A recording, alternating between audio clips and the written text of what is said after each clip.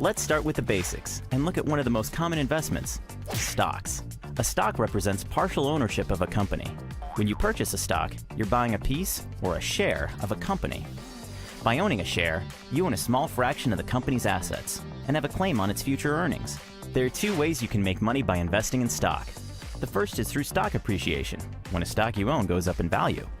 If an investor bought the stock at one price and the price went up, the investor could then make money by selling the stock to another investor at the higher price. The second way is through a dividend. This is a periodic payment issued by some stocks. A dividend is a way for a company to give a portion of its earnings to shareholders. Here's an example of how stocks work. Suppose there's a company called Bull Flag Cycling. This company makes bikes. Really good bikes. The bikes are so good, in fact, the company wants to expand so it can sell more bikes to people all around the world. To do this, the company needs to raise money, also known as capital. There are a few ways this company could do this. It could take out a loan, but that would mean taking on a significant amount of debt. Or it could issue shares of stock. By issuing stock, which is called going public, the company can raise money without going into debt. Instead, it sells shares of ownership and a claim on future earnings to investors. So let's meet a typical investor. Our investor is someone who has a little extra cash. He's looking for an investment that offers better returns than a savings account, and he is willing to accept the higher risks of investing in a stock.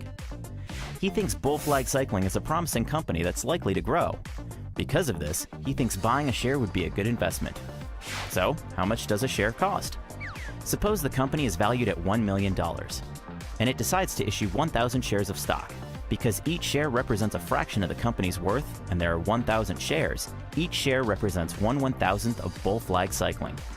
Because the company is valued at $1 million, each share would initially be valued at $1,000. Our investor purchases a single share through his online stockbroker for $1,000. Now let's see what could happen to his investment. If the company does well and profits increase, the value of the company is likely to go up. As a result, the stock price may increase as well. Assuming the price of the stock goes up, our investor could now turn a profit by selling his shares to another investor in the stock market. However, if the company's ventures don't go as planned, its value could decrease, and so could the price of the stock. If this happens, our investor could lose money if he decides to sell at the current price. When it comes to making money in the stock market, the basic goal is to buy when prices are low and sell when prices are high. But stocks in the stock market don't always go up. Sometimes they stay the same, and sometimes they go down. And sometimes, prices change quickly. Because of this, stocks are considered riskier than other historically safer investments such as bonds or CDs. However, investors keep coming back to the stock market. Why?